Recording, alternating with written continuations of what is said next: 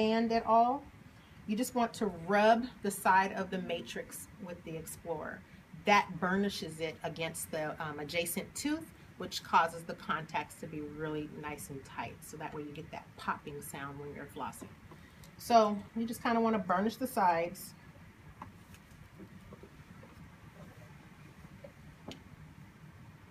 And then if you notice that, any tissue is, kind of in the way, you can take your Explorer at that time and kind of push it back and move it. But everything looks pretty good. And then from there is when you would add your wedge. So sometimes the doctors will tell you, oh, the way the tooth is rotated, you're going to want to come lingually. Sometimes the doctor will not tell you anything. So just based on the position of the matrix and the way the tooth is shaped is going to be how you determine which way to put your wedge in. And so he has great teeth. We're working on the distal side, so I'm going to go in from the buccal. And so again, I'm going to want it so that the bottom of the triangle, the flat part, is going towards the gingiva, not the pointy part. So when I place it in here in the distal portion here, I don't do anything pushing with it yet.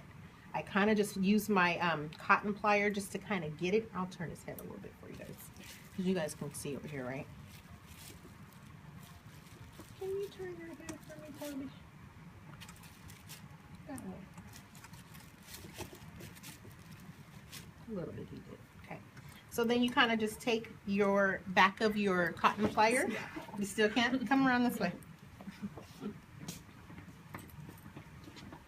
So you take the back of your cotton plier and see it's right here in between the interproximal areas. Okay, it's called the embrasure space.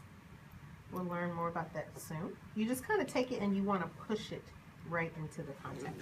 Sometimes you need to use your condenser, and you can use that to push right in there.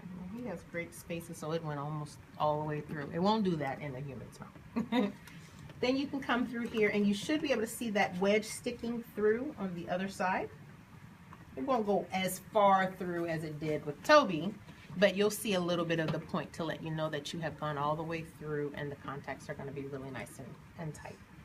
So after you're done with that, you do your rinsing and your drying. The doctor might say, can you go ahead and etch it and prime, bond, cure for me? And then he'll come over and hop and start doing all of the fillings for composite. So whatever instructions they give you or something that you're always used to with your office, you'll just know the protocol of what to do after this step.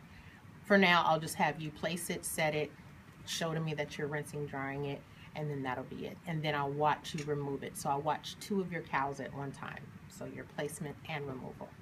So we're going to pretend that we're done with the procedure. We're going to start to remove everything.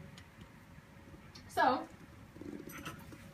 I usually come in almost backwards of placing it, and I'll take my cotton, my condenser, and I will push on the edge of that wedge just to kind of get it in there for me.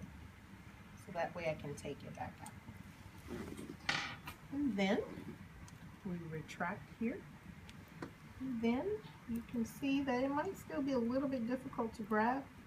If it is difficult to grab at that moment, then I don't keep picking at it. I will just simply put my finger over the top of my ear and kind of loosen it up. And I loosen from here. You don't have to loosen from this one. Just loosen it from here and then just take that off. Okay? Now you want to remove the wedge first because you don't want to pop out the filling, especially if it is an amalgam filling.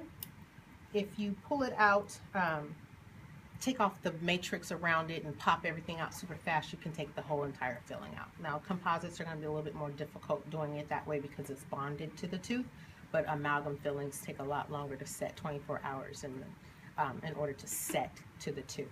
So you want to just go ahead and do everything kind of slow. So then you just take out your your wedge there.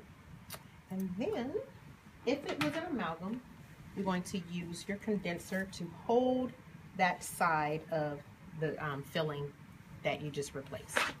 We're pretending it's a composite, so we won't worry about it. Then you will slowly take out your wedge this way. Use your finger and gently pull out. place to the side.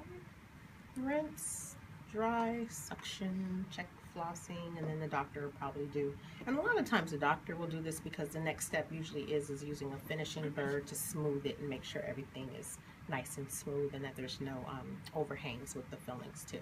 So I'm only really looking for you to be able to remove it, take it off, push it in, and remove it gently, and then place everything.